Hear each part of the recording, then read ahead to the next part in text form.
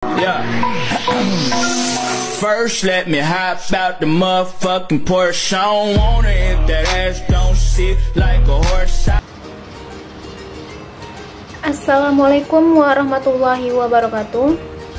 Sebelum memulai maksud dan tujuan video ini, alangkah baiknya saya akan memperkenalkan diri terlebih dahulu. Baik, nama saya Alvina Junia dengan NIM 1905101166, Fakultas Hukum Universitas Malikul Saleh. Pada video ini, maksud dan tujuan saya yaitu untuk menyampaikan atau menjelaskan analisis kasus tentang Wan Prestasi dalam perjanjian jual beli lukisan di Batu Belah Art Space Kungkung.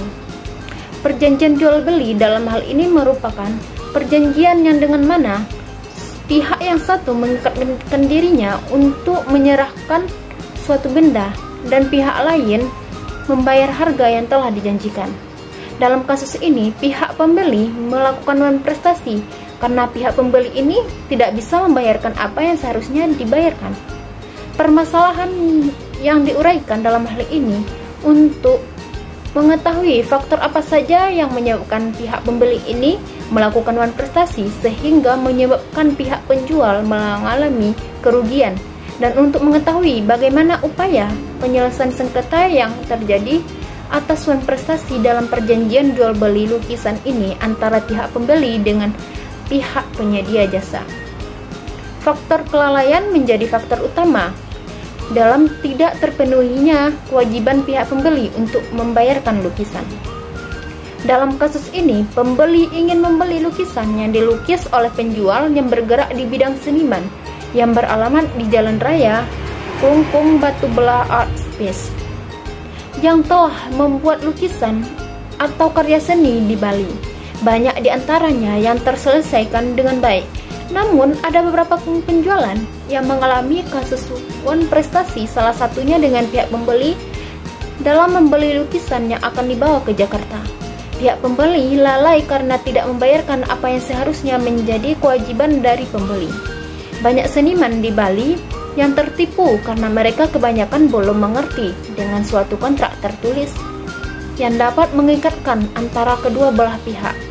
Pihak pembeli membuat kontrak lisan yang mengatakan bahwa lukisan ini diberikan uang muka dahulu. Setelah lukisan ini dikirim, maka lukisan tersebut akan dibayar penuh sesuai dengan biaya yang seharusnya. Setelah penjual melakukan kewajibannya yang sudah menerima uang muka dalam perjanjian, maka setelah itu kewajiban penjual untuk mengirimkan barang yang diperlukan oleh pembeli, dan setelah barang tersebut dikirim, pihak pembeli tidak mau membayarkan apa yang seharusnya menjadi kewajibannya. Dapat dikatakan bahwa pihak pembeli lalai atau melakukan Wan Prestasi dalam perjanjian jual beli lukisan ini karena pembeli tidak mau membayarkan lukisan yang telah dimilikinya.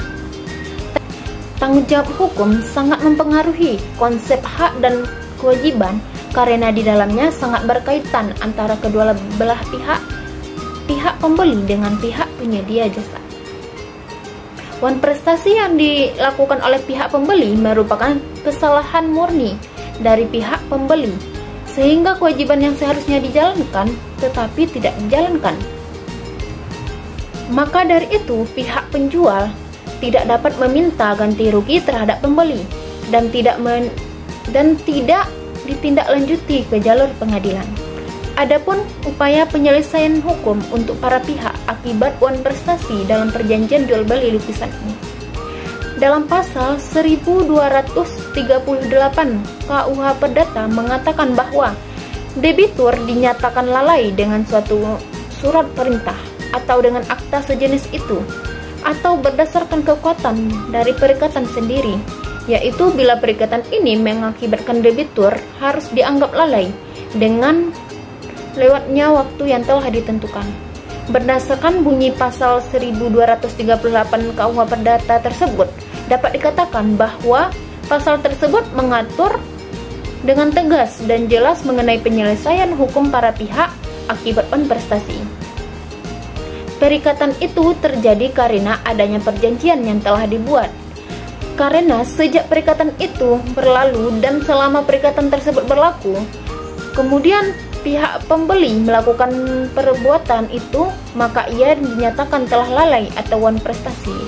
Dalam hal ini, pihak penjual berkali-kali telah menghubungi pihak pembeli untuk mencari penyelesaian dari perjanjian yang telah disepakati.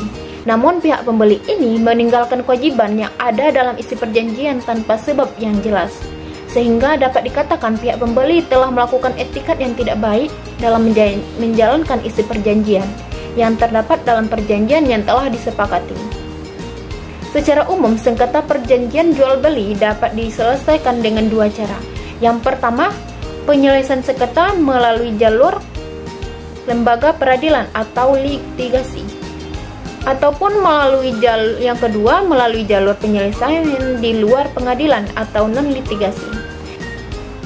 Litigasi ini adalah persiapan dan presentasi dari setiap kasus, termasuk juga memberikan informasi secara menyeluruh sebagaimana proses dan kerjasama untuk mengidentifikasi permasalahan dan menghindari permasalahan yang tak terduga.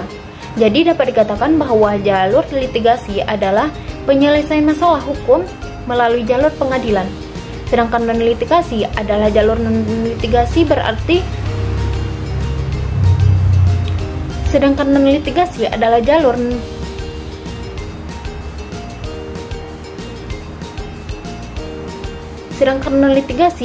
jalur yang menyelesaikan masalah hukum di luar pengadilan. Jalur non litigasi ini dikenal dengan penyelesaian sengketa alternatif. Penyelesaian perkara di luar pengadilan ini diakui di dalam peraturan perundang-undangan di Indonesia. Jadi, dari penjelasan panjang tersebut dapat disimpulkan bahwa yang pertama, faktor yang menyebabkan pihak pembeli melakukan wan prestasi adalah faktor kelalaian, yaitu dengan tidak terpenuhinya perjanjian yang telah diperjanjikan, yaitu pihak pembeli tidak membayarkan apa yang seharusnya dibayarkan olehnya dan sudah menjadi kewajiban dari pihak pembeli untuk membayarkan lukisan yang telah diselesaikan oleh pihak penjual. Dan pihak pembeli ini meninggalkan atau melarikan diri setelah menerima lukisan tersebut. Yang kedua, tidak adanya upaya penyelesaian hukum yang dapat dilakukan oleh penjual. Dikarenakan tidak adanya perjanjian tertulis yang dibuat oleh kedua belah pihak, sehingga yang seharusnya pihak pembeli membayarkan kewajibannya kepada pihak penjual tidak dapat terlaksanakan dengan sebagaimana mestinya. Baik, demikianlah yang dapat saya sampaikan, semoga bermanfaat. Jika ada kesalahan dan kejanggalan mohon dimaafkan. Terima kasih atas perhatiannya. Assalamualaikum warahmatullahi wabarakatuh.